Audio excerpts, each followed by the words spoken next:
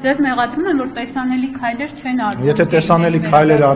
Եթե տեսանելի քայլեր անենք, գերիները կարող է երբևիցե չվերադառնան։ Բա որ մեղադրում են, ասում են 150 հոգուց 152, եթե չեմ սխալվում, ոնց դարավ 23։ Հələ ես ուրիշ բան ասեմ, այդ 23-ն էլ որ ասում ենք, այդ 11, 12 թե 13-ը նաև այն մարդկանց հաշվի առնելով, որոնք որ անցման կետում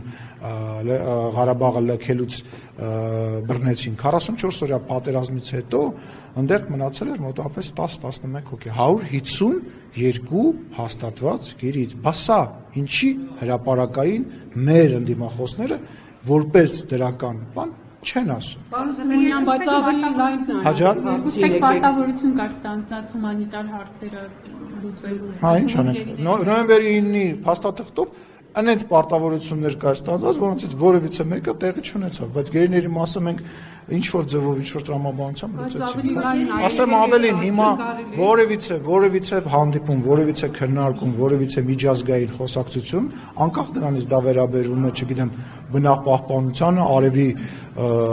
էներգիային, թե որևիցե լուրջ բանի, չկա, որ մեր ներկայացուցիչները, այդ թվում նաև ես, գերիների հարցը չենք բարձրացնում եւ այդ հարցով չենք զբաղվում։ Նույնիսկ իմ եւ իմ գործընկերոջ հանդիպումների ժամանակ Ադրբեջանի